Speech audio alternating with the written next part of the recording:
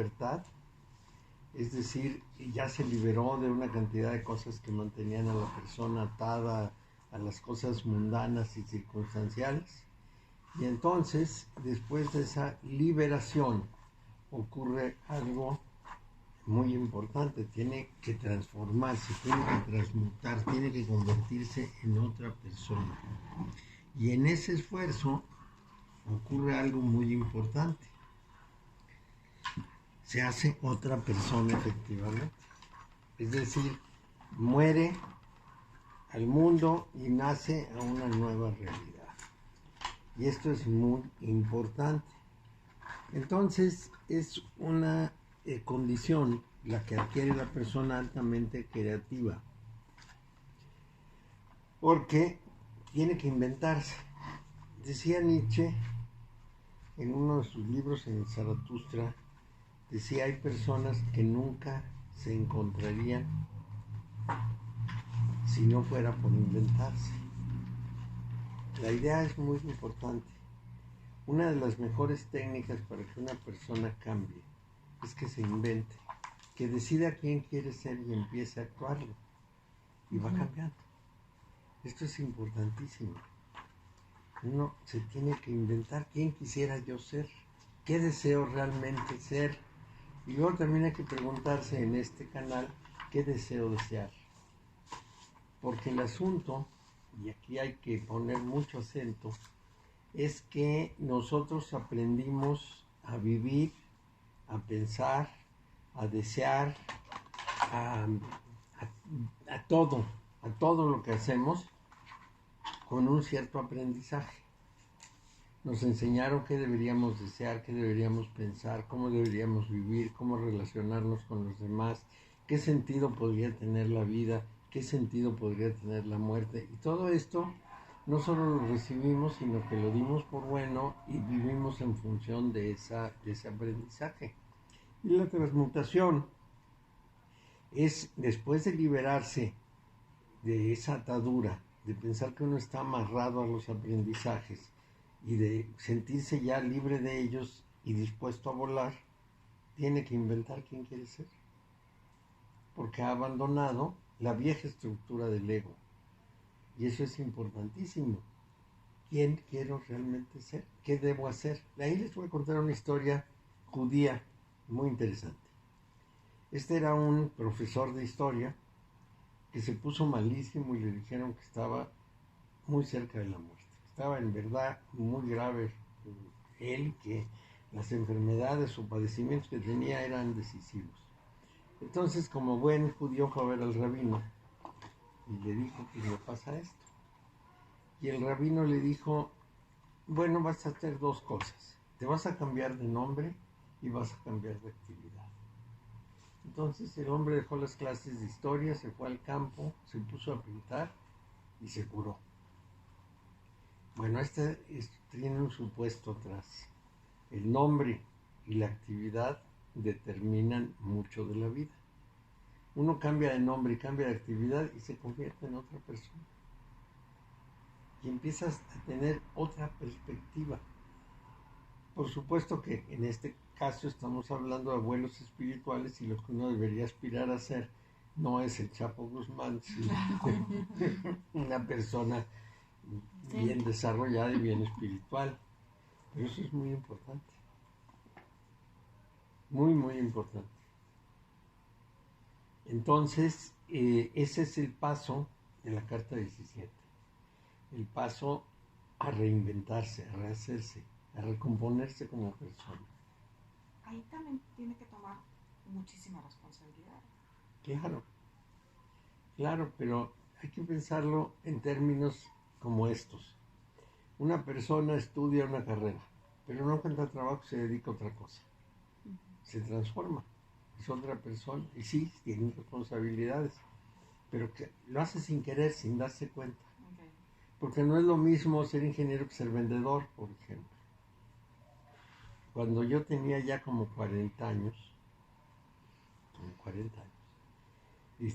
mis compañeros de generación de ciencias químicas me invitaron a una reunión del Colegio de Ingenieros Químicos. Me dijeron, pues no le haces tú, vente, ahí voy. Y me encontré con que me dijeron, oye, ¿tú qué has hecho? Y les dije, pues estudié economía y estoy dedicado a asuntos de economía. Qué bueno, me dijeron, porque nosotros llegamos a la fábrica, empezamos a trabajar, entonces nos fueron ascendiendo, nos pusieron a cargo de un departamento y ahora somos gerentes y no sabemos nada de eso. Ahora tenemos que hacer estudios de contabilidad, de economía y de lo que se pueda, porque resulta que cambiamos y son otras personas.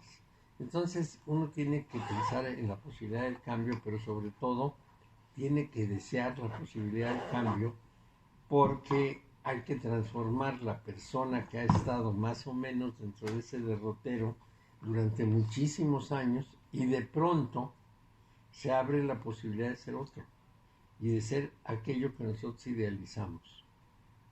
Esto le ha ocurrido a varias personas y ha tenido muy buenos resultados. Personas que a una edad pues ya adulta se transforma. Es el caso de Paul Gauguin, el pintor, que se dedicaba a trabajar en un banco, tenía su familia, en fin, era un hombre de hogar y un buen día hizo una ruptura, se fue a las Islas del Sur, se puso a pintar y le fue muy bien. Cambió totalmente, se hizo un hombre altamente creativo. Entonces, consideren que esto es exactamente el tránsito de la carta 17. Pero para ese tránsito de la carta 17 se requiere empezar con algo muy importante que vimos la vez pasada y que vamos a repasar, que es además, creo que ninguna de las tres estuvo, ¿verdad? La clase pasada. No. Bueno, entonces, eso que va a pasar, o eso que pasa, es una cuestión muy importante porque hay que combatir contra el ser atávico. ¿Qué es el ser atávico? Es el ser animal que traemos dentro, el que reacciona de una manera espontánea y sin meditarlo, porque esa es su función.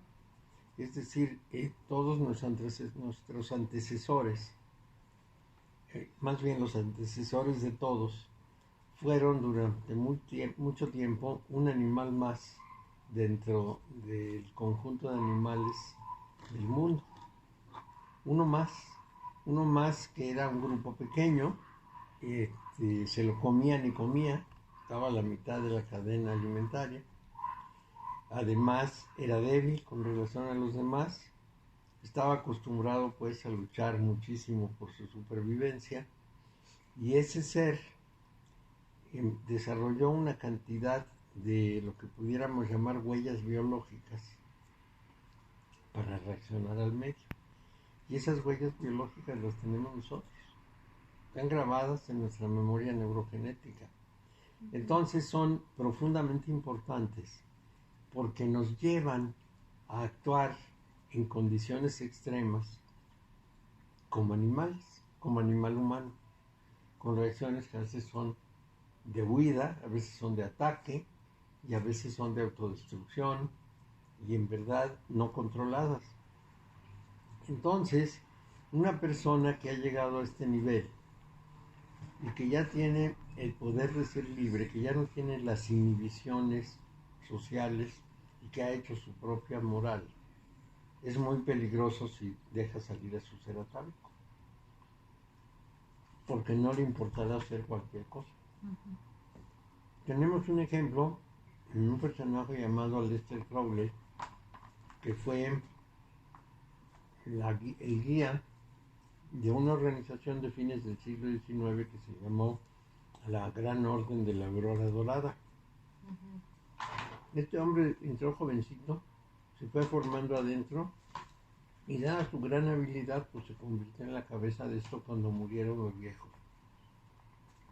Esto fue en el curso de 10 años, desde que entró hasta que se hizo el cero. Llegó a la orden a unos extremos que se disolvió. Las subórdenes, los que habían salido de allá, habían formado escuelas, siguieron, pero la Aurora Dorada desapareció. Quedaron los anales. Y él, convencido de que era el brujo más importante del mundo, el gran mago hizo atrocidad y media. Entonces, desprestigió, vamos a decir, a la Aurora Dorada, y sin embargo era un hombre muy listo. El más importante libro que tenemos de tarot lo escribió él, un hombre inteligente, capaz, bien formado, pero no podía refrenar su lado instintivo porque no resolvió la carta 18, perdón, la de la luna. Entonces, les contaba yo la otra vez que una periodista lo exhibió.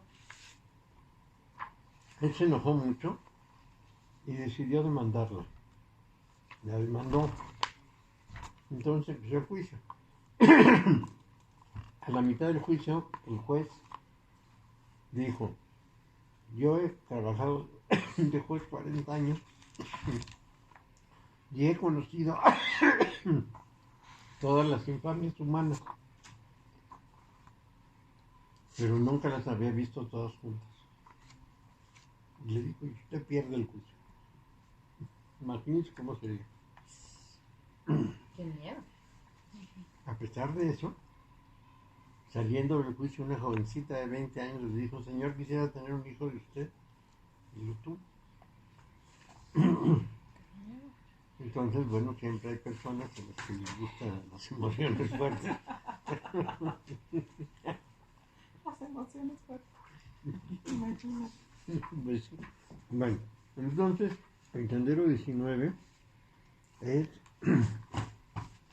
difícil porque, el Sendero 18, perdón, porque requiere un trabajo muy largo sobre uno mismo, que va identificando en su vida las reacciones que contiene para saber que existen.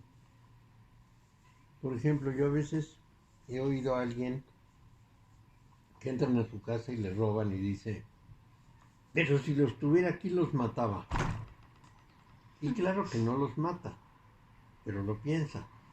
Sí, su intención, su rabia, es como llegar al crimen, porque así era en la antigüedad, así se relacionaban los seres humanos, y yo creo que también en la actualidad, porque se andan matando por todos lados. Pero eso es lo único que hace es mostrarnos los contenidos de conciencia muy primitivos, muy primarios. A veces nos llenamos de miedo, a veces nos llenamos de prejuicios, de maneras de ver las cosas muy afianzadas, muy poco flexibles. Entonces, todo esto va a estorbarnos enormemente si seguimos avanzando. Porque en cualquier circunstancia podremos hacer cualquier cosa, porque ya no tenemos refrenos. El proceso de liberación de las 5 cartas anteriores es una liberación de todo juicio aprendido antes, incluidos los juicios morales de la sociedad en la que vivimos. Les insistiré en que la persona en esas condiciones hace su propia moral. ¿Cuál es la ventaja de la propia moral? Que ya lo habíamos comentado. Cuando a mí me imponen una moral, puedo pensar en transgredirla porque no me parece. Pero cuando yo creo mi propia moral, entonces, y la voy a seguir porque estoy convencido de que así debe ser. Seré congruente, a lo mejor a los demás les parece terrible, pero yo seré congruente. Haré lo que mi moral me dicta. Entonces, esa persona en esas condiciones de libertad puede ser extremadamente peligrosa si no se controla. Y parte del problema de la luna es precisamente que se trata de las profundidades del inconsciente. Ese bogavante que sale de las aguas profundas está saliendo del más profundo inconsciente del ser humano. De las aguas mentales. En general, todas las corrientes mentales se representan con agua. Entonces, la criatura, que es un bogavante, es uno de los animales más antiguos sobre la faz de la Tierra. Tiene muchísimos millones de años de existir. no 30 como el tigre de dientes de sable, sino 500 o 400 años, millones de años sobre la faz de la Tierra, entonces las cosas no son sencillas. Pero para darles un ejemplo de lo que es capaz el ser humano, el tigre de dientes de sable, que habitaba en el norte de los Estados Unidos, casi en frontera con Canadá, vivió 30 millones de años hasta que llegaron los pobladores de ahí y los acabaron. Llegaron hace 10.000 años y el pobre tigre de 30 millones de años no aguantó, se lo comieron. Usaron su piel de alfombra y quién sabe qué más. Entonces el ser humano ha sido muy agresivo. Y esas fuerzas agresivas internas siguen operando en nosotros, aunque no nos demos cuenta fácilmente. Así es que es muy importante refrenar esto, pero refrenarlo no conteniéndolo, sino resolviéndolo. Uno tiene que saber quién es por dentro, de qué es capaz y saber qué va a hacer en cada caso con toda certeza, de manera que nada lo tome por sorpresa. Esto es muy importante. Bueno, entonces, este sendero se refiere a la parte de atrás de la cabeza, tu valor es 100, su signo es Piscis, o los peces, sus atribuciones son la organización y el sueño, y habla del sueño precisamente por la parte primitiva. Es la inteligencia corpórea, es decir, es todo lo que significa el funcionamiento automático del cuerpo. Entonces es muy importante ver que tiene una fuerza muy grande dentro de nosotros. Es la que va a construir, mantener y terminar con el cuerpo. Es, digamos, fundamental para la preservación de la vida, pero también puede ser altamente destructivo. Bueno, ahora pensemos en algunos casos de preservación de la vida. En general, los seres humanos decretamos la salud y la enfermedad, la vida y la muerte. En una investigación que hicieron sobre unas ratas, que creo que ya les he comentado que el cerebro de las ratas del nuestro es muy parecido en su funcionamiento, en esa investigación encontraron algo sumamente importante. Resulta que descubrieron que las ratas definen el momento de su muerte. En un cierto momento mandan una señal que va generando un proceso degenerativo que termina en la muerte. Y suponen, por el aparecido de dos cerebros, que nosotros también. Que también disparamos la muerte si es que no tenemos una muerte accidental o por una enfermedad incontrolable, pero definen la vida y la muerte. Por aquí hay unos platitos, pues está ahí. No, aquí con una servilletita. Entonces, es importante pensar que nosotros debemos aprender a controlar esos factores. Debemos aprender a controlar cualquier intención de enfermedad o de muerte o de destrucción de otros, porque el que está liberado tiene un poder muy grande para que lo que piensa se ejecute. Este es el primer gran punto. Cuando alguien se ha liberado y usa su imaginación, porque tuvo que haberla aprendido en la carta 3, basta visualizar para actuar y justamente basta desear para visualizar y a partir de visualizar tener. Y cuando una persona tiene el poder de visualizar y obtener, tiene que pagar por ello. Tiene un precio, como comprar un objeto. Cuando un ser humano que no tiene poder formula un deseo, pues el deseo se puede cumplir o no. Pero cuando una persona ya desarrollada formula un deseo, se cumple. Entonces es necesario aprender a no desear. Y sobre todo en esta carta, lo que generalmente se desea son cosas muy primarias. Y se convierten en realidad con mucha facilidad. Entonces uno tiene que inhibir los deseos.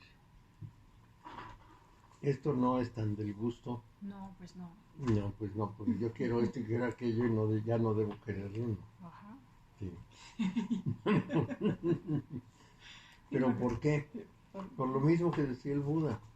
El ser humano es un esclavo de sus deseos y sufre por ellos. Entonces, si realmente ha llegado a ese punto, ya no tiene normalmente ningún apetito y ningún deseo. Pero el ser atávico lo puede empujar Ajá. a pensar alguna cosa como deseable y entonces arranca un proceso. Porque tiene la habilidad de hacerlo, ya ha desarrollado la habilidad de que se cumpla lo que concibe. Entonces es muy peligroso.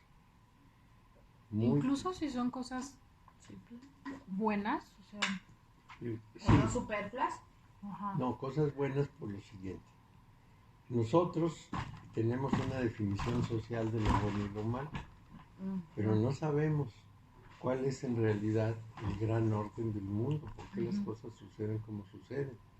Entonces nosotros llamamos bueno a lo que nos beneficia y beneficia en todo caso al género humano, digamos a primera vista, sin pensar en lo que pudiera ser una consecuencia.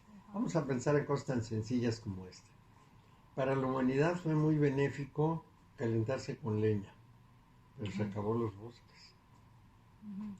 Para la humanidad es muy benéfico tener el petróleo como gasolina porque nos movemos, pero no estamos agotando un recurso irrecuperable, etcétera, etcétera. Para la humanidad fue muy bueno poner ciudades, pero las ciudades han creado un problema ecológico gravísimo.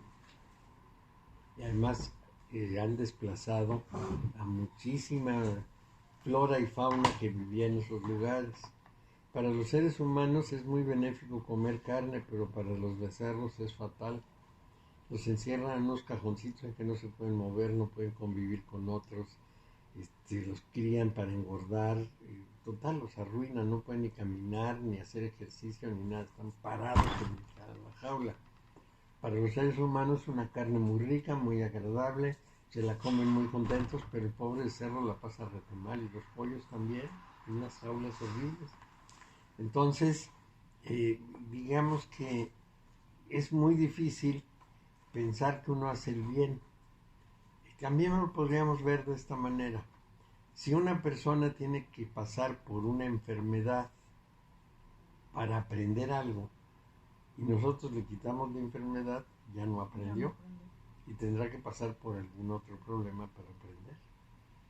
Porque creemos nosotros que estamos haciendo un bien, que sabemos lo que hay que hacer, que pues hay que aliviar el dolor humano y hay que seguir los parámetros de lo que aprendimos. Pero si pensamos que el mundo tiene un orden, que el universo tiene toda una organización, que todo está interconectado y que las cosas suceden como deben suceder, entonces nos abstenemos de intervenir.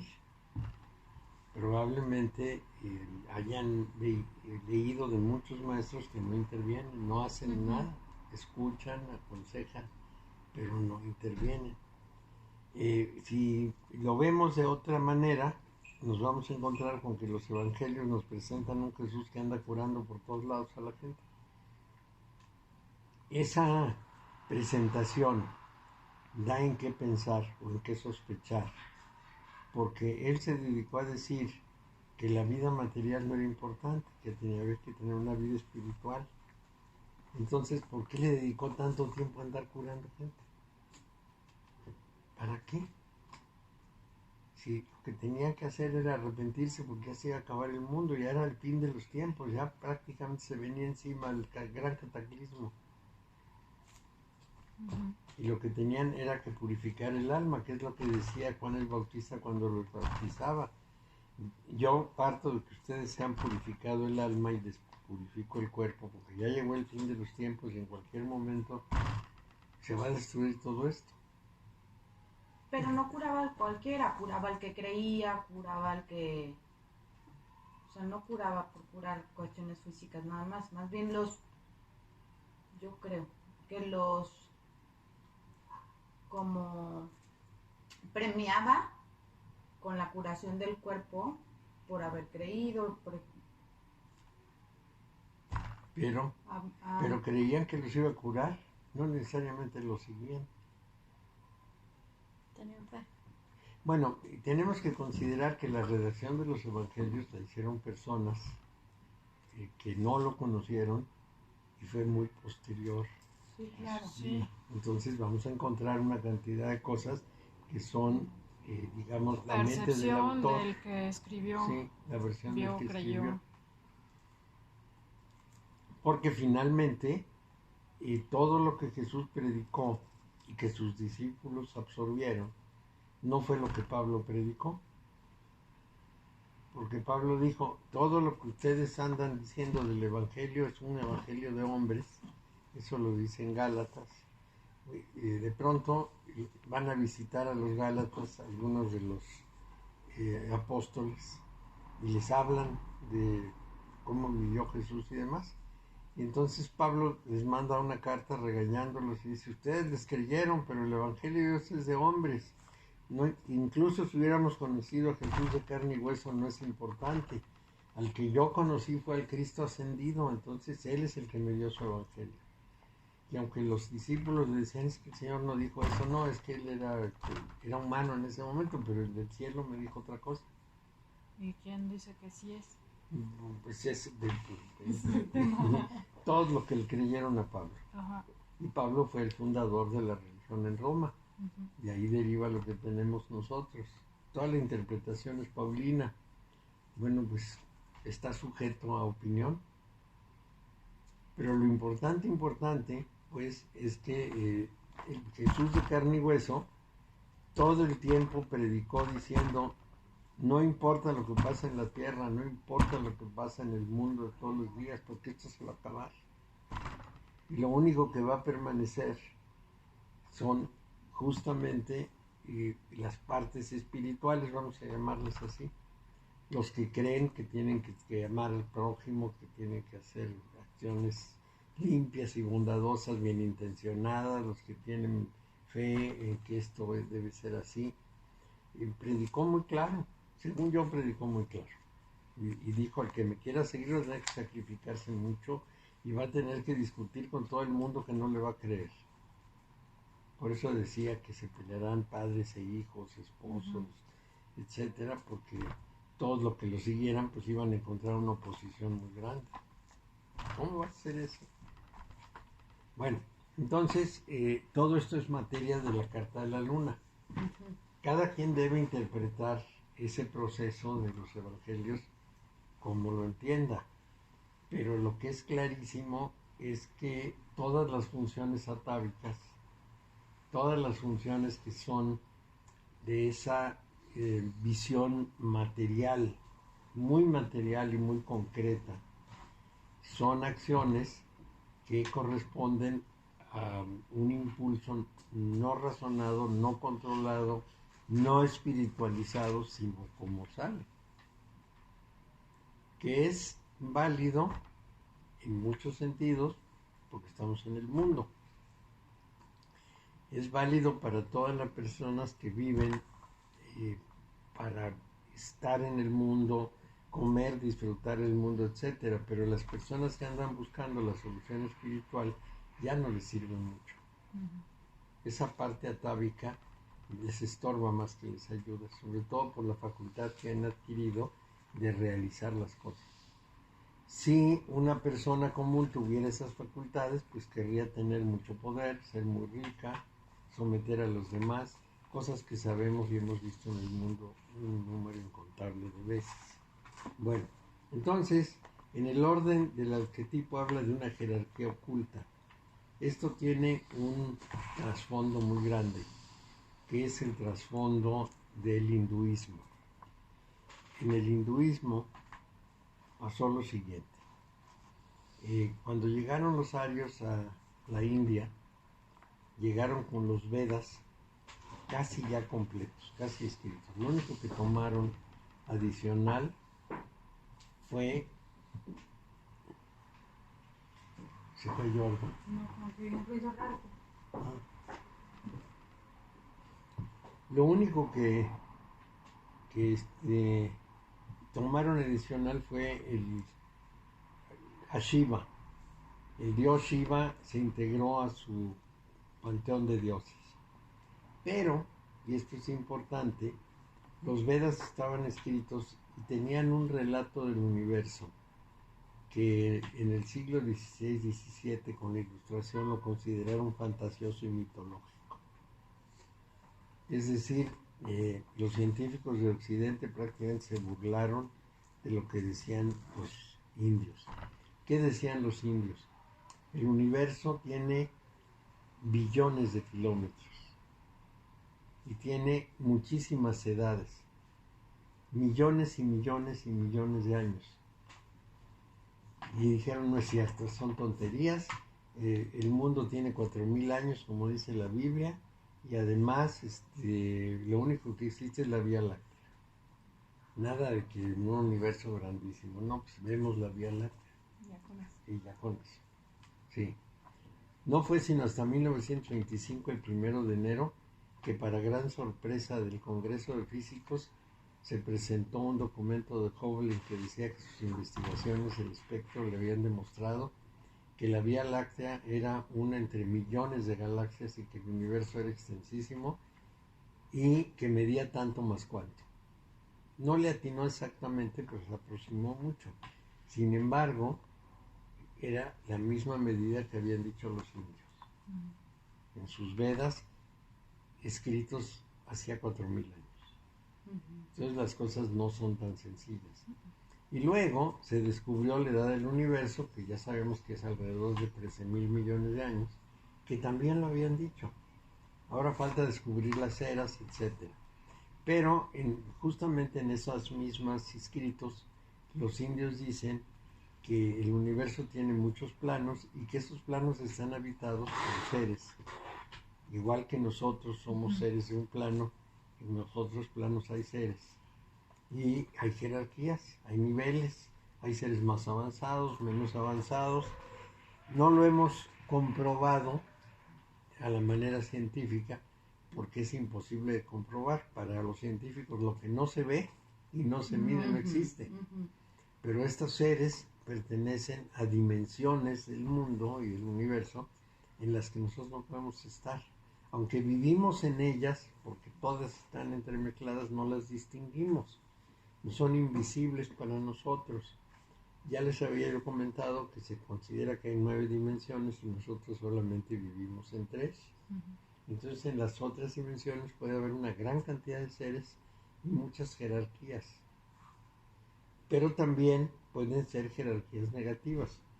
Los indios hablan lo mismo de seres constructivos que de seres destructivos, con los cuales a través de una serie de técnicas dicen una persona se puede comunicar con ellos. Podríamos pensar, por ejemplo, que los contactados son seres que nacieron con una cierta facultad de comunicarse con seres de otros planos, pero si son seres positivos les dirán cosas muy interesantes, si son seres negativos los engañarán como a chinos, porque les contarán una cantidad de historias que van a creer y que van a repetir. Es el problema de los contactados, que nunca sabemos si es lo que han escuchado es un buen consejo o un mal consejo. Porque no tenemos el remarco, no tenemos No tenemos la referencia, no podemos juzgar. Entonces nos dicen muchas cosas y nosotros tenemos que juzgar y decir esto parece que sí y esto parece que no. Pero en fin, son las jerarquías ocultas. En el orden humano se refiere a los enemigos ocultos y parte de los enemigos son los que tenemos dentro de nosotros mismos. Y en el orden de la naturaleza a los peligros ocultos. O sea, la carta de la luna se refiere a una jerarquía, a unos enemigos y a unos peligros para los que no estamos preparados, que no nos damos cuenta de ellos o no trabajamos con ellos. Y este es un tema importante porque ese es exactamente lo que hay que trabajar en ese sendero. Y les voy a agregar un punto muy importante. Todos hemos hablado y oído de la brujería.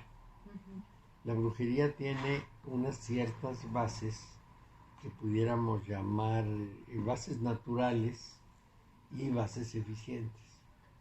Sí es posible que una persona que conoce esas artes influya de mente a mente sobre otras personas. La telepatía ya está más que demostrada y las inducciones positivas o negativas pueden llegar a una mente sin que esa mente descubra que es una inducción externa. Siempre va a pensar que eso que surgió en su mente salió de su propia mente. Entonces va a temer ciertas cosas y va a estar seguro de otras que pueden ser inducidas por otra mente.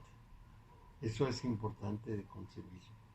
Entonces, esos pueden ser los enemigos ocultos. Un enemigo oculto puede ser nuestra propia capacidad de hacer daño, nuestros propios atavismos. Otro enemigo oculto pueden ser los que influyan sobre nosotros intencionalmente.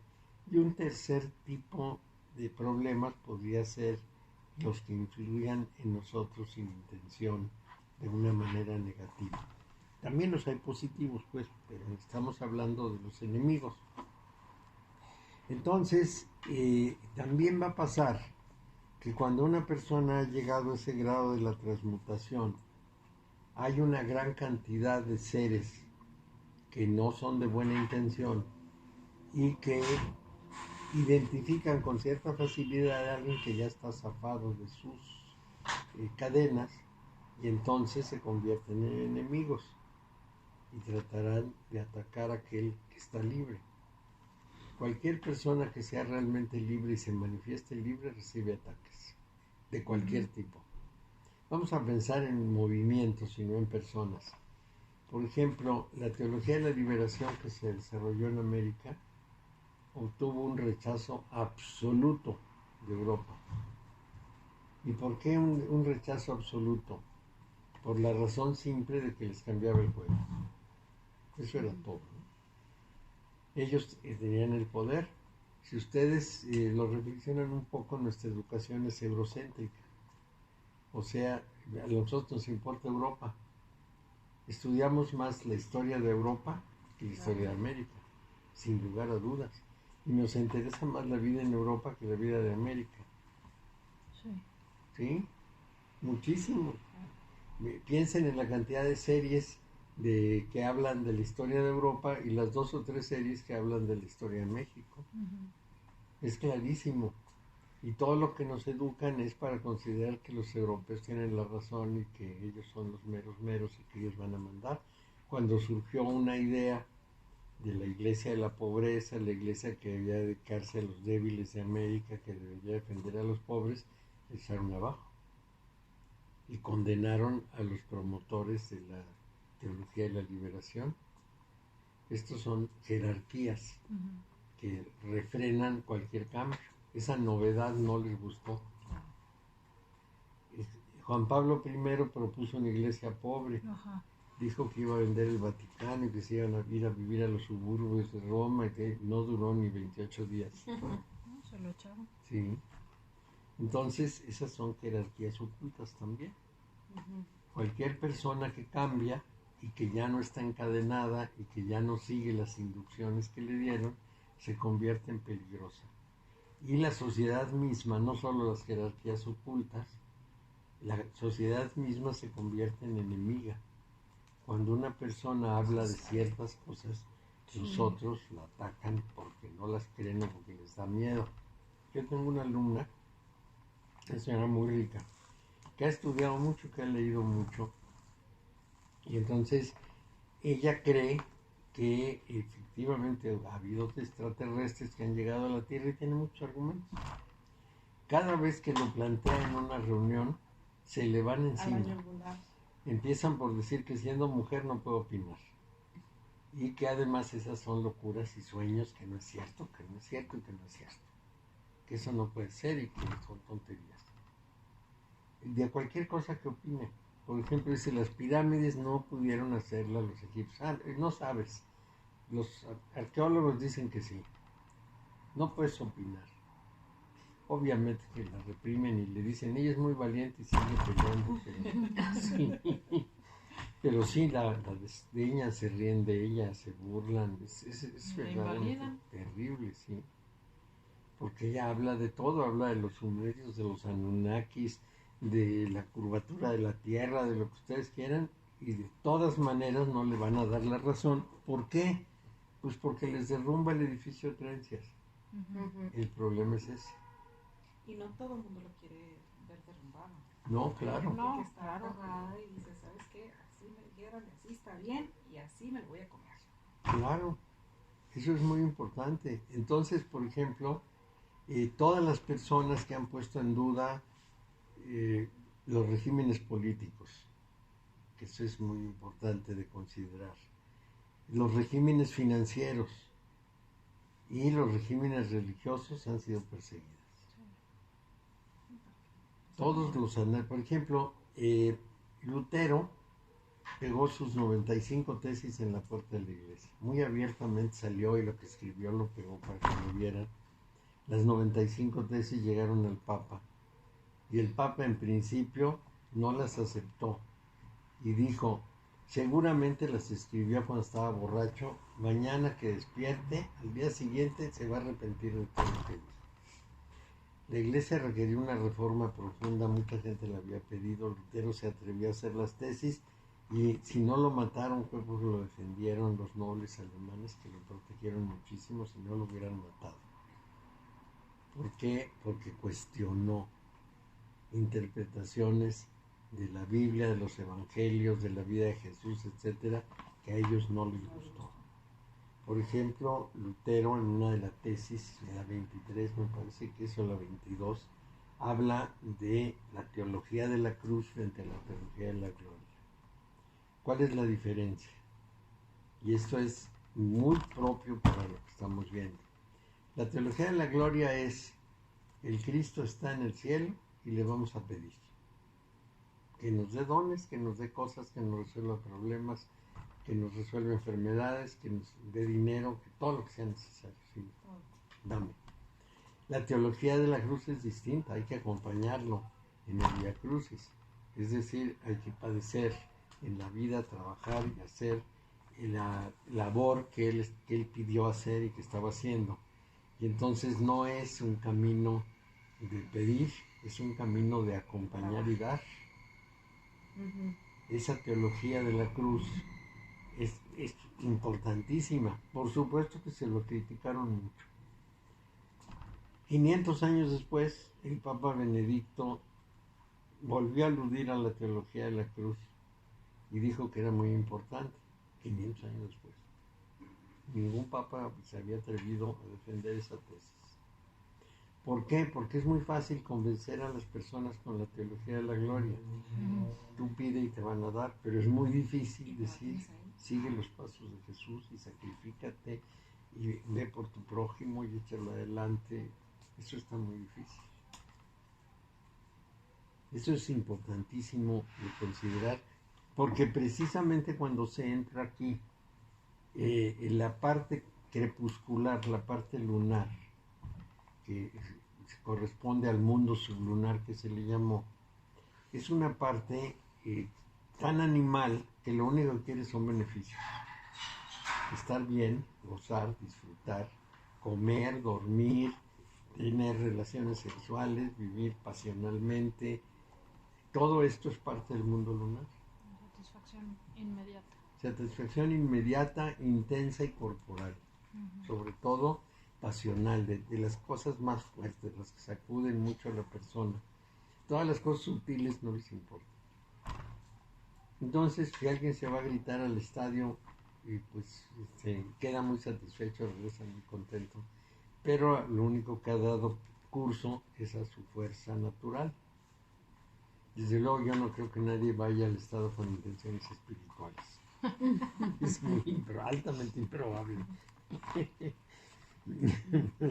Entonces, este sendero tiene que ver con el cuerpo físico, con los instintos básicos, entre ellos el sexo. Y la mente pensante casi no interviene en este lugar, en esta parte. Entonces, para que el ser humano funcione como tal, se haya evidentemente sujeto a la existencia física más simple y más elemental. Son nuestras raíces biológicas. Y precisamente los dos perros que están ahí, esperando que salga el bogavante, y entre los cuales tiene que salir indemne, son un perro doméstico y un lobo, un animal salvaje. Entonces, estamos hablando de los que él tiene adentro, su animal domesticado y su animal salvaje. Si logra vencerlos, si logra superarlos o dominarlos, entonces se va a tener que enfrentar a las torres que están más atrás. Esas torres representan la organización humana, o sea, la estructuración del mundo tal como lo conocemos para los fines humanos, que en general son fines bastante egoístas de obtener, lograr, sea poder, sea riqueza, sea fama. Esto es muy importante. Diversos autores nos han dicho a lo largo de la historia del pensamiento que el mayor problema de la humanidad es la avaricia. El deseo de posesión ilimitado ha generado una gran cantidad de problemas. Es decir, si una persona acaba con un bosque es porque le va a dejar dinero, no le importa si hace un daño ecológico. Si sacan el petróleo es porque da dinero. ¿Qué pasó ahí, Mario, que se desconectó la parte, pues, de que somos uno, de que la naturaleza es, no, yo le sirvo a ella y ella me sirve a mí? O sea, ¿dónde se rompió esa parte? Cuando apareció la agricultura. Hay un autor que llama a la agricultura el gran fraude, porque dice, algunos autores alegan que eso fue lo que permitió que el ser humano se desarrollara y fuera poderoso y fuera potente, pero lo único que generó fue unas pugnas espantosas, porque en primer lugar nació la propiedad privada, luego nació la convivencia. De la convivencia nacieron las leyes y de las leyes las autoridades. Y el poder. Y una vez que se tuvo poder, tres elementos ayudaron muchísimo a la consolidación de esa visión. El primero fue el dinero, que permitió un comercio sin límite, pero también una gran acumulación. El cazador-recolector no podía acumular nada. El segundo fueron los imperios. Soy más fuerte, te conquisto y te quito lo que tienes. Y eso hasta el colonialismo de los países europeos se vio con toda claridad. Ahora ya no hay guerras, ya no hay guerras internacionales para apropiarse de lo que tiene el otro. La última fue la de Irak sobre Kuwait para los pozos petroleros que originalmente eran de Irak. Pero ya no hay guerras porque ya no hay botines, pero sí hay luchas económicas y se apoderan de las cosas. Por ejemplo, está ahora la discusión de la selva lacandona, que si la quieren para enriquecerse o la quieren para beneficiar a los indígenas o la quieren para quién sabe qué. Muy probablemente si caen sobre la selva lacandona se la acaban. Claro. Sí. Los intereses, porque se dice los vamos a controlar, no van a controlar nada. Cuando López Portillo era presidente y apareció el auge petrolero, el Pozo Cantarell, consultó a los que trabajábamos con él, nos consultó qué haríamos con el dinero. Yo me atreví a decir que había que pagar la deuda. Entonces se enojó y dijo, pero eso es antipatriótico, porque el país necesita invertir y se lo van a robar. No se va a poder invertir, no hay quien controle, se lo van a robar. No lo vamos a permitir. Ja, ja, ja. ¿Por dónde empezó? ¿Y en qué terminó? Es un desastre. Sí, la voracidad, la avaricia, la ambición, unas cosas espantosas. Si realmente queremos ayudar a los indígenas del mundo lacandón, lo que hay que hacer es unas cooperaciones para crearles sus fuentes de trabajo locales, facilitarles lo que ellos producen, lograr comerciar directamente lo que hacen para que no los exploten. Es otra cosa, ¿no? Es de veras ayudarlos. Es para, como viendo todo en conjunto, en global. Sí. Si no están bien ellos, no vamos a estar bien nosotros. Y cosas como... Claro, ¿y cómo le hacemos para lo que ellos producen? Porque producen muchas cosas. No se los compren a 2 pesos para venderlos a 100, sino que los vendan directamente. Para que ciertas cosas que son esenciales para el bien vivir les lleguen. Porque no tienen cómo comprarlos. Sin alterarles su manera de vivir, que es la suya, y viven muy a gusto, y están bien, están contentos, tienen su cultura. Entonces nos toca a nosotros, pues, juzgar eso desde ese ángulo. Pero normalmente los que tienen el poder y los que van a tomar las decisiones son personas voraces. La humanidad ha sido voraz. Bueno, entonces, la individualidad, que es el principio encarnante, está cautiva de la personalidad, o sea, del ego. El ego lo que dice es: yo quiero esta vida, gozar en esta vida y tener las cosas en esta vida, en este momento. No me importa el orden universal, no me importa la eternidad, yo no sé si después voy a estar yo en esto, que todos somos un solo conjunto y que es una red universal. Eso no me importa porque a mí no me afecta, yo no lo veo clarísimo, no me da beneficios y por lo tanto no le presto atención. Ni al futuro, ni a lo que puede pasar, ni a los desastres que se pueden causar. Mientras yo esté sacando lo que tengo que sacar, después los demás a ver cómo se las agencia. Esta es la posición que hemos vivido y que estamos viviendo, que es terrible. Entonces la individualidad, que es la que debería pensar en las encarnaciones futuras, no en las reencarnaciones, en las encarnaciones futuras, y en ese gran trazo de la humanidad como un todo, por supuesto que no está presente en esta carta. Cuando las hormigas tienen que atravesar un curso de agua, un grupo de hormigas se sacrifica y hace un puente para que las otras pasen encima. Entre los seres humanos la fraternidad no existe. No. Entonces es parte de esto. La individualidad queda presa de la personalidad, queda presa del ego. Y en este nivel, el espíritu y la individualidad no controlan a la personalidad. Por mucho que nos digan que esas personas que tienen el poder están siempre considerando a los demás, no nos engañamos. Si vemos que Bill Gates da la mitad de su fortuna y Warren Buffett con él para ayudar a los demás, entendemos que este par pues se ha liberado ya de la intención. Hasta de los millones. Sí, pues la mitad de la fortuna la dio cada uno. Los dos viven de manera sencilla, pero nada más ellos. A mí me dicen que Slim es una persona excelente, muy sencilla, que no gasta mucho dinero, que es simpático, etcétera. Pero sus obras no dicen lo mismo. No es igual. Sí hizo un museo, no cabe la menor duda, ahorró impuestos. Sí, sí. Es que sí, ¿con qué Pues objeto? sí, más bien. Pues sí. Pero que quiebra empresas, las compra y las revende, no me cabe la menor duda. Entonces, bueno, pues, ¿qué podemos pensar? Pues lo que podemos pensar es muy simple. Él ¿No está en este nivel? Sí, no está pensando en el espíritu, está pensando en cuánto voy a ganar y cómo lo voy a acumular. Además, según me contó alguien que estuvo presente, llegó a una de sus empresas, a la junta anual, y dijo: la cuota de utilidades para este año es de 5,000 millones. A ver cómo le hacen, pero la cumplen.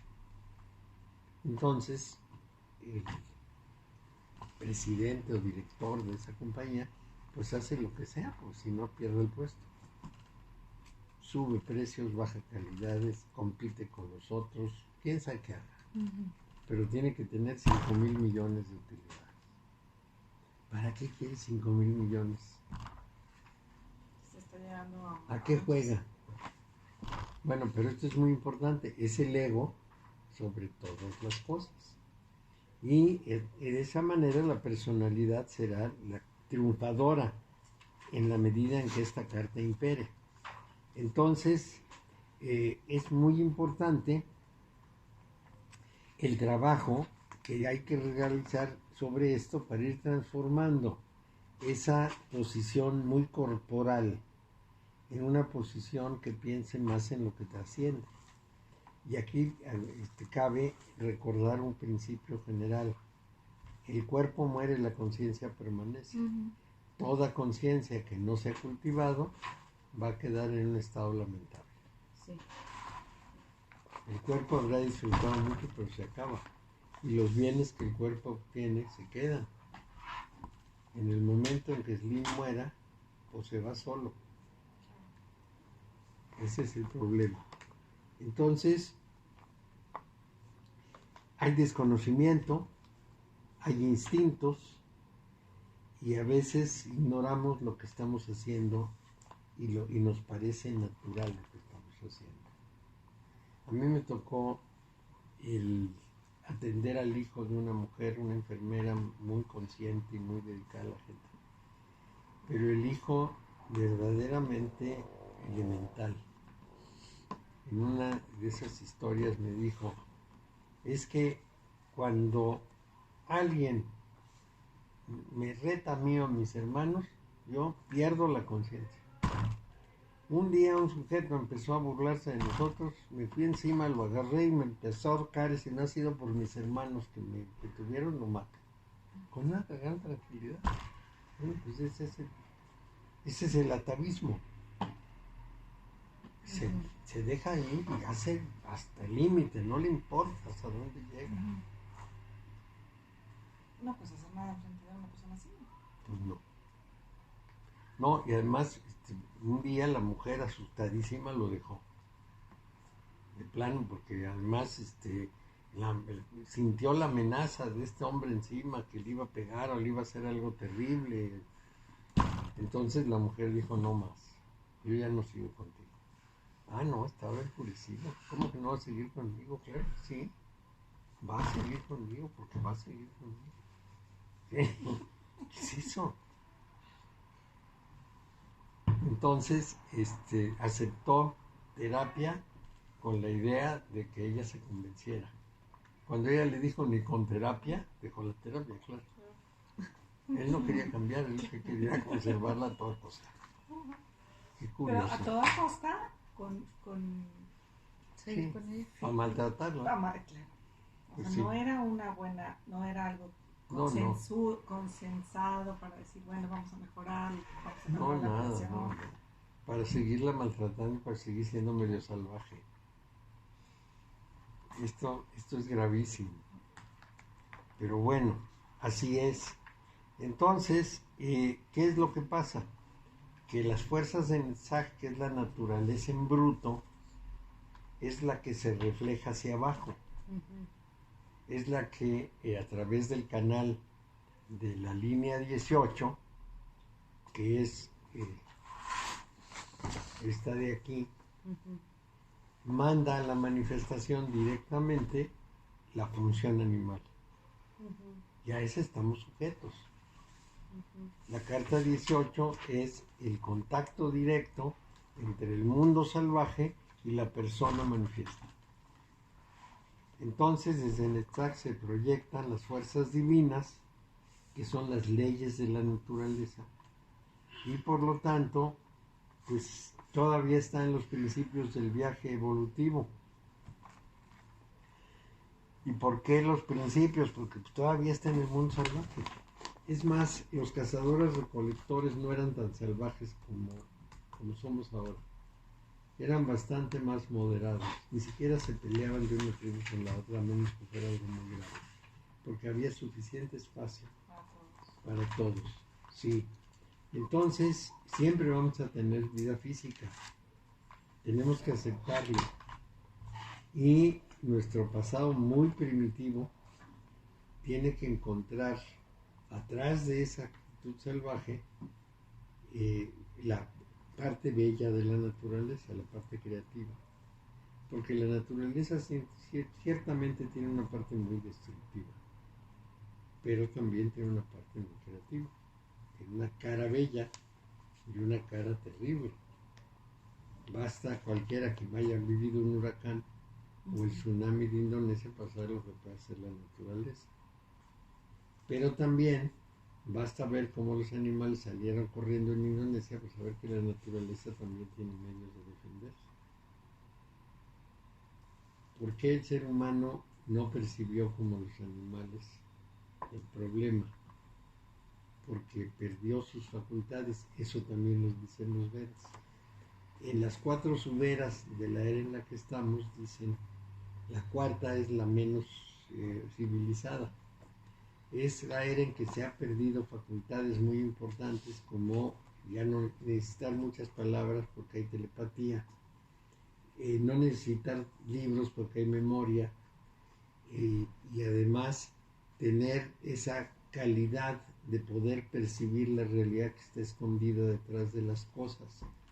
Conforme una era va decayendo, llega el momento en que tiene que recurrir a la tecnología para que supla las facultades perdidas. ¿Qué facultades perdidas? Bueno, pues 2 cuadras antes de que yo llegue, mi perrito me está esperando en la puerta. Percibe mi presencia. Yo no percibo la presencia de alguien que va a llegar dentro de 2 cuadras. No lo percibo. Entonces es evidente que he perdido una facultad que tuvo que tener el ser humano como todos los demás seres orgánicos. Esos seres se comunican de una manera muy natural. Un señor que manejaba un polígrafo un día estaba muy aburrido y conectó una planta al polígrafo y dijo, la voy a quemar a ver qué pasa.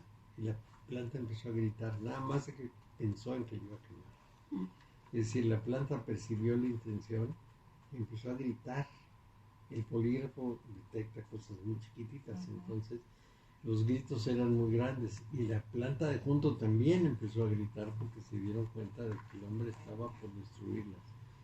Cuando uno les platica, las plantas crecen muy bien. Cuando se enoja con ellas, producen. Hay gente que les tienen un día para darles cuerazos cuando no producen y entonces empiezan a producir. Le pegan y dicen, floja, trabaja. Y empieza a producir. Sí pasa. Yo tenía una plantita, una arbolito de peras, y venía el jardinero y me dijo, pues hable con ella porque la siguiente vez que venga, si no se pone las pilas, la vamos a tener que quitar de aquí. No crece. Y a mí sí me gusta mucho la cosa de las plantas. Y te juro que le dije, oye, necesito que te pongan las pilas porque si no te van a quitar. Bueno, le salieron 6 ramas, se llenó de flores, se llenó de plantas. Y yo dije, o sea, tenía razón el jardinero. Claro. De veras, fue mágico. Claro. ¡Wow! No, yo no tuve corazón para lastimarla, pero sí le dije, pues más vale que te pongas las pilas porque te van a quitar. Y sí se puso las pilas y ahorita no ha crecido mucho, pero le salieron 6 ramas. Tenía una rama durante 3 años y nomás no. De nada, sí. Increíble. ¿Se puso a trabajar? Se puso a trabajar, sí, y llena de flores. Sí. Había una flor al año, yo creo, así hace 1000 años, llena de flores y las ramas y hojas y todo, y dije, órale. ¿Qué tal? Sí, claro. No sé si el jardinero también le ha de haber dicho eso. Ya le había hecho algo. Entonces sabemos pues que son altamente intuitivos los seres vivos. Nosotros perdimos la intuición y justamente los Vedas dicen, cuando hay esa decadencia, entonces el ser humano ha recurrido a la tecnología muy avanzada para suplir lo que no tiene de otra manera. ¿Y cómo podríamos como recuperarla, la intuición? ¿O no se puede? En varias generaciones tenemos que empezar y transmitirlo a nuestros hijos y a los que sigan para que ellos sigan trabajando en esa recuperación. Tenemos que hacer ejercicios de telepatía, ejercicios de memoria, aceptar nuestra intuición. Sí, porque generalmente la hacemos mutis.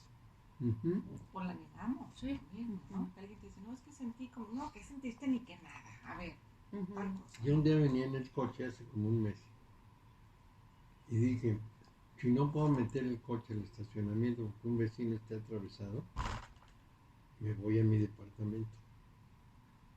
No me fui a mi departamento, me quedé trabajando aquí y como a las 2 de la mañana me tocó un vecino, le acaban de dar un cristalazo. No le hice caso Ujú, de lo que sentí. Mm. ujú, Todos lo sentimos, pero no estamos hechos a hacer caso. ujú.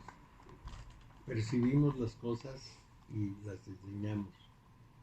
Por ejemplo, son las mujeres las encargadas de decirle a los hombres, no confíes en ese, a mí me inspira desconfianza. ¿Cómo crees? Es mi compadre. Somos amigos desde el kindergarten. Pero entonces cuando nos sucede, pues quiere decir que sí la tenemos, ¿no? Sí la tenemos, pues la Sí, tenemos pero que no tener sé, algo sí. ahí, pero hay que desarrollarla. Hacerle caso. Vamos a pensar que las personas que estaban en el tsunami de Indonesia sintieron algo. Sí. Entonces, como sintieron algo, se fueron a contemplar cómo llegaban las olas a la orillita del mar. Y claro, pues se los comió el mar. Los animales salieron destapados. Si los seres humanos se hubieran subido con los animales, no les pasa nada. Pero no lo aceptaron. Entonces hay que entrenarlo, hay que reentrenarlo, hay que recuperarlo. Bueno, entonces, ¿la luna qué es? Es la regente del flujo y reflujo de las aguas. También de la inconsciencia, del mundo inconsciente, del mundo mental. Es el reflujo del mundo mental. Entonces, aquí nos relata que el bogavante, que es un crustáceo muy primitivo, sale del agua atávica de la mente instintiva y se enfrenta a los animales. Tiene que pasar por ahí, tiene que pasar a través de la parte humana y ya que logra eso debe llegar a la cumbre del ermitaño con gran sabiduría. El ermitaño es el maestro solitario. Si la luna se asocia con el movimiento de las mareas y nosotros somos 90 y tantos% agua, pues seguramente la luna también tiene alguna influencia sobre nosotros. Tiene una virtud y un valor que es algo que debemos escuchar. Es muy importante. Entonces, eso va a ayudar al crecimiento de la vegetación. Entonces, el título de Niño de los Hijos del Poderoso se refiere, que tiene esta carta, a los reinos elementales, muy elementales del orden natural. Esa letra Kof, que se refiere a la parte de atrás de la cabeza, tiene que ver con la médula oblonga o oblongata, que es como se coordina el cuerpo, es la inteligencia corpórea. Bueno, ahí tenemos la siguiente llamada de atención. Yo puedo construir o destruir mi cuerpo, puedo sanarlo, puedo enfermarlo. Todo es cuestión de qué elementos químicos libero en mi cerebro. Más bien hago liberar por mi cerebro, porque el cerebro no tiene los elementos, sino son todo el sistema glandular el que va a hacer esto para el cuerpo. Para el cerebro tenemos esas hormonas poderosísimas, la dopamina, la serotonina y todas las demás que hemos mencionado, oxitocina, etc. Entonces, el cerebro libera para cada acción una gran cantidad de energía que es a través de sus instrucciones al cuerpo. Diríamos que si yo voy a dar un solo paso, mi cerebro inmediatamente le ordena al cuerpo que se equilibre, que libere energía para que yo pueda caminar, que me preste la energía suficiente al cuerpo para que yo haga lo que tengo que hacer. Y esta acción se realiza a través de un sistema de coordinación general de todos los órganos del cuerpo, incluidos los miembros, piernas, brazos, etc. Todo eso está combinado en una sola acción dirigida a un solo objetivo. A ese fenómeno se le llama homeostasis. Actualmente la persona cuando muere no se mide su muerte ni por la respiración ni por los latidos del corazón, sino por la pérdida de la homeostasis. que es el movimiento en la molécula, ¿verdad? En la célula. La homeostasis es la capacidad de coordinación global, que por supuesto se hace a través del movimiento, de todos los órganos del cuerpo. Por ejemplo, ustedes han sabido muchas veces de personas que, por ejemplo, una persona de mi edad se rompe la cadera, la acuestan en la cama 2 meses y se muere porque le fallan los riñones, le falla el hígado, le falla todo. Es decir, los demás órganos dejan de responder, dejan de coordinarse. Sí. Cuando los órganos dejan de coordinarse, la persona no tiene salvación. Si se le para el corazón, se lo arrancan. Si deja de respirar, le ponen respiración artificial. Pero si se quiebra la homeostasis, no sabemos cómo hacerlo para recuperar. Okay. Y a veces la homeostasis cerebral es la que declara, la pérdida de la homeostasis cerebral es la que declara la muerte cerebral. Okay. Se desliga. Ya. Se desliga, se pierde la coordinación y al perderse la coordinación ya no se vuelve a recuperar. Es como mi reloj. Le jalé la cabecita para cambiarle la hora en estos días de los cambios de hora y que se le sale completa. Murió. Se acabó el reloj. Sí, Ay, ya no me dejó. se acabó la coordinación. Entonces, es el cerebro a través de la médula. El cerebro a través de los... Sí, de la médula oblonga. Pero el cerebro, mediante impulsos eléctricos, hace que el cuerpo descargue químicos de distinto tipo Sí. para todas sus funciones. La función puede ser digestión, la función puede ser combate de una enfermedad, la función puede ser prácticamente Lo que cualquier sea. desintoxicación, pero todo coordinado. Nosotros estudiamos el cuerpo diciendo tiene un hígado y tiene unos pulmones, los separamos.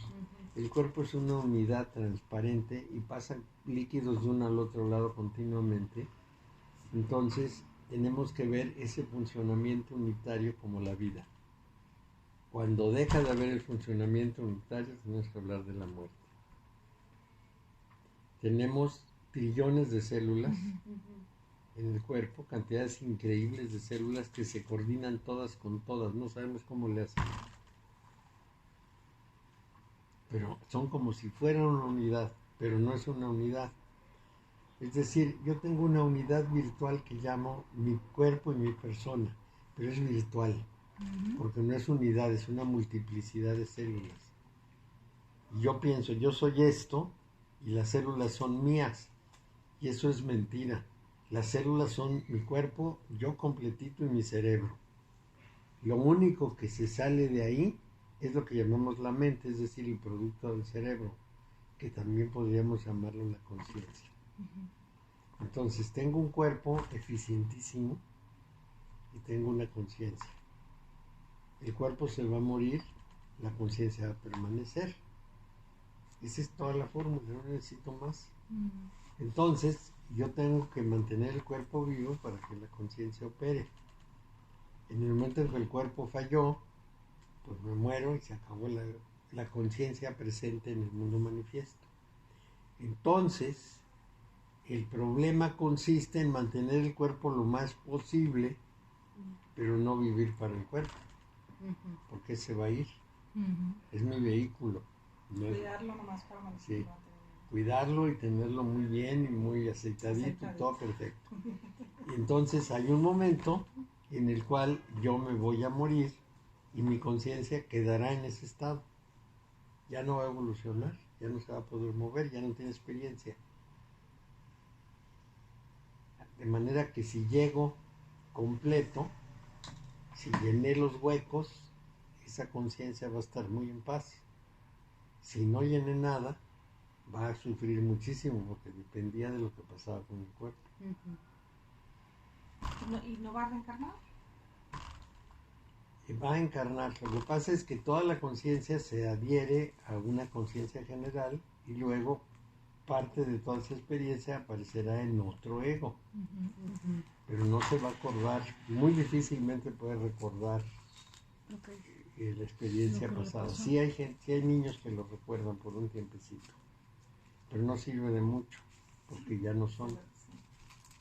Pero les puede ayudar la información, los avances. Pues vamos a pensar lo que averiguó Ian Stevenson en Pakistán, porque él viajó, era un psiquiatra norteamericano que viajó a Pakistán a ver esto de la reencarnación.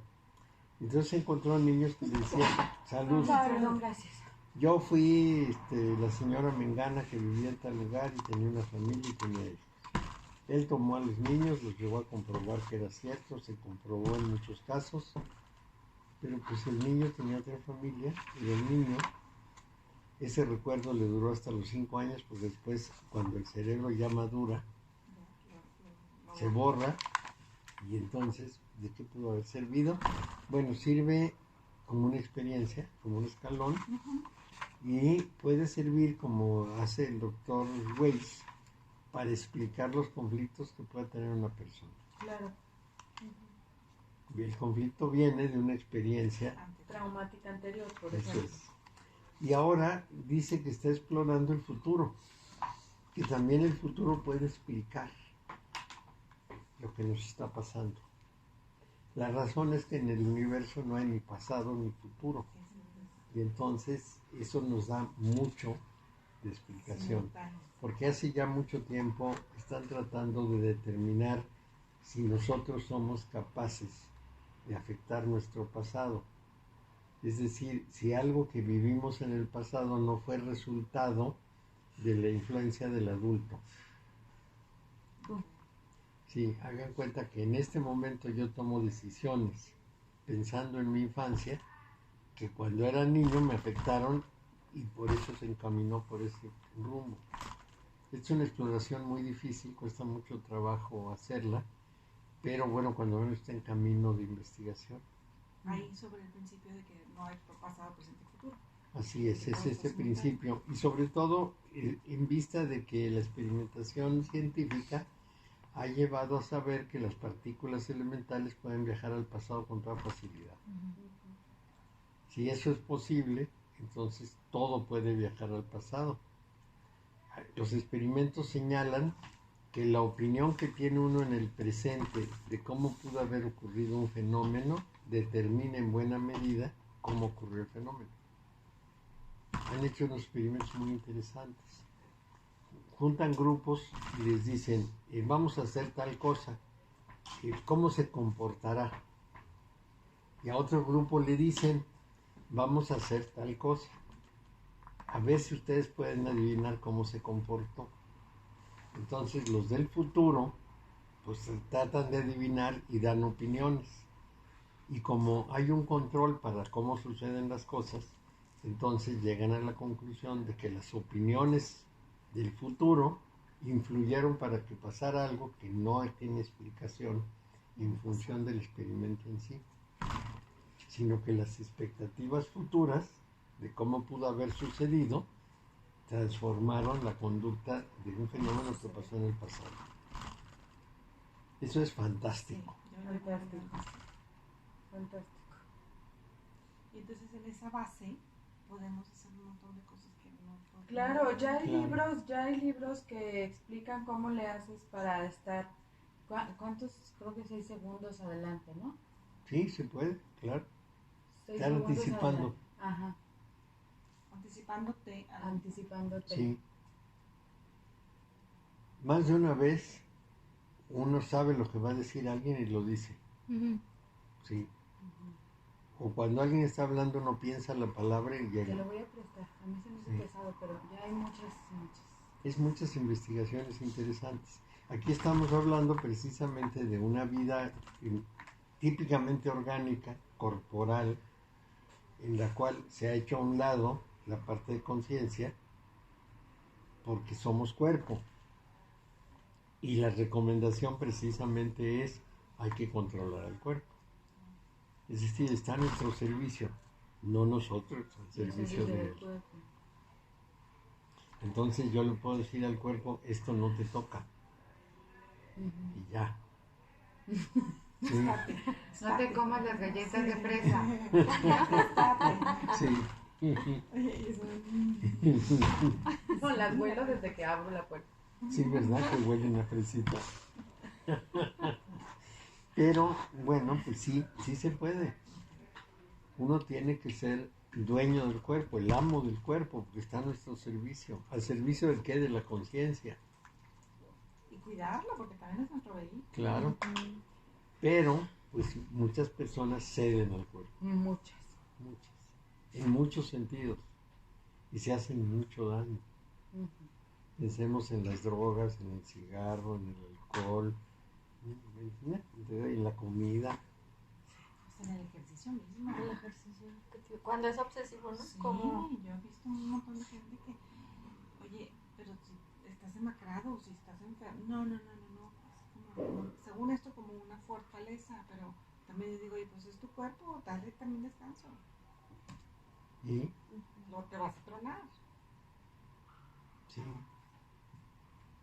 Sí, porque esas cosas en verdad son decisivas para la prolongación de la vida.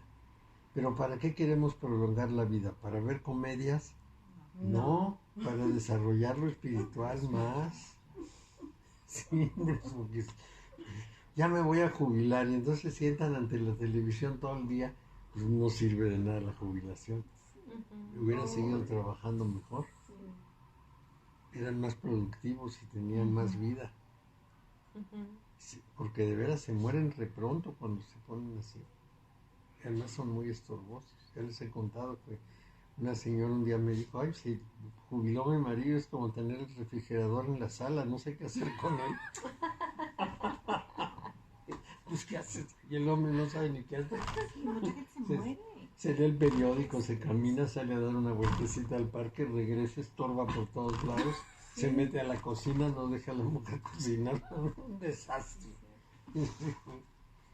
Pero ¿por qué no hace nada? ¿No toma una actividad? Porque adicional? su vida perdió sentido, porque no tiene un sentido de vida en que aproveche el tiempo. Hay muchísimo Y que su hacer. sabiduría y toda su experiencia. Y cree que nació para morir y ya, y ahí se va a Ya. acabar. Sí, se le olvida que su conciencia permanece. Esto es Pero importantísimo. es que luego de la recordar. gente no cree eso. No cree. O sea, dicen, ya, me voy a morir. ¿Y quién dice eso? ¿Tú cómo sabes? ¿O quién lo respalda, pues? No, pues aunque lo respalden, tendríamos que tener un muerto que saliera de la tumba y nos dijera. Y es lo que quieren escuchar, Sí, pues. se muere uno viendo hoy. Los indios dicen que en uno de esos planos viven los muertos, en uno de esos planos distintos.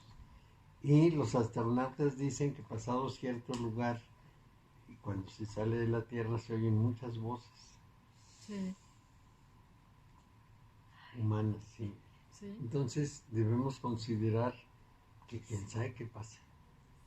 Nosotros no sabemos. No. ¿Quién sabe cómo? Pero entonces sí es una gran experiencia estar aquí, hay que hacer conciencia de que estamos aquí y hay que aprovechar que estamos Pero aquí. claro, Es lo más que podemos hacer, claro. lo único y lo más. Eso es lo más importante, porque además es muy difícil que en todo el universo algo llegue a tener vida. Y tenemos vida, y no solo tenemos vida consciente, es una excepción Sí. increíble. Hay que aprovecharla, como la desperdiciamos haciendo unas tonterías. Bueno, entonces, los peces, que son uno de los símbolos de Piscis de esta carta, representan precisamente ese movimiento de personalidad e individualidad. Un pez va para acá y otro va para acá. No van en el mismo sentido, sino que van cruzándose. Entonces, así van, pero van juntas, se mueven de todas maneras al mismo tiempo, en el reino de la forma. Así es que es muy importante lo que algunos autores llaman la fecundación psíquica. Es decir, así como hay fecundación corporal para nacer un nuevo cuerpo, hay fecundación psíquica para nacer una nueva conciencia. Esto es muy importante. Entonces, hay un ascenso en lo psíquico que puede ser muy importante, ese proceso de transmutación. Entonces, es muy importante considerar que la naturaleza nos da el cuerpo, pero ese cuerpo permite que la conciencia se manifieste. no está aislado de esa posibilidad, como si todo estuviera armado para decir necesita la conciencia un vehículo de manifestación y de experiencia, y entonces el vehículo aparece y la conciencia se forma en ese vehículo, toma todo lo que hereda, porque se hereda, y entonces lo procesa. Hay dos formas de herencia, la herencia que tenemos desde el primer organismo vivo que nos transmite esa memoria neurogenética, y una herencia que sacamos de los familiares más cercanos, que se llama epigenética. Los abuelos, los bisabuelos. Son cosas tan características que realmente sorprenden. Yo tuve un sobrino político que cuando era bebé hacía el mismo gesto que hacía su papá. Su papá levantaba este dedo y el niñito chiquitito levantaba el dedito también. Esa es la memoria epigenética. Estábamos platicando de los perritos que les cortan la cola. Que después de muchas generaciones de perritos a los que les han cortado la cola, ya nacen sin cola. Claro, aprenden que la cola no les va a servir y nacen sin cola. Ya nacen sin cola. Es un Los cambio en perros, el por ADN. ejemplo, ya nacen sin cola. De tanto que se las hemos cortado. Sí. Un cambio en el ADN. Sí, efectivamente. Entonces hay ciertas cosas que son hereditarias. Se discute mucho, por ejemplo, si los problemas psicológicos lo son.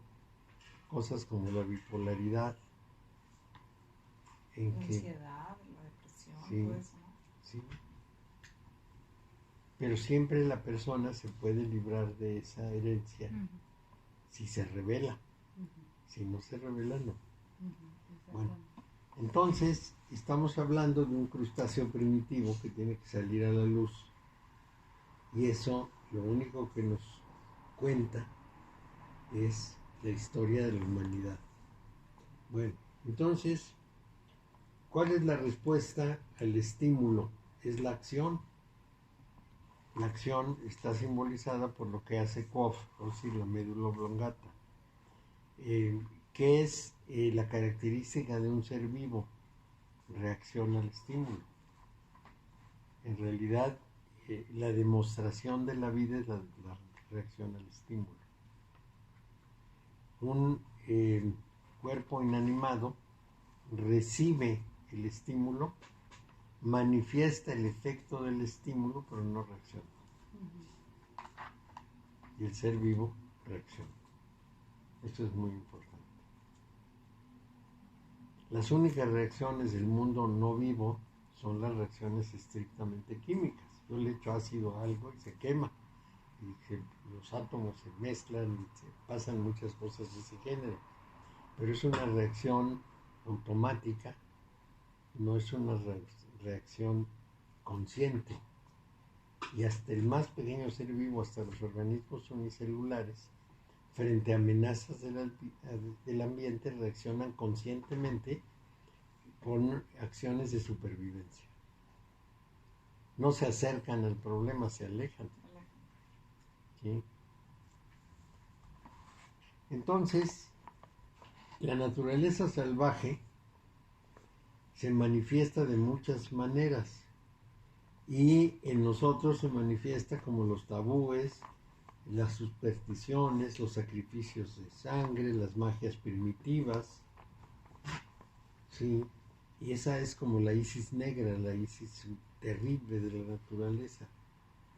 Y finalmente, después de todo el esfuerzo, está la imagen brillante de la Isis bella, de la Isis hermosa, que es la visión de la belleza triunfante.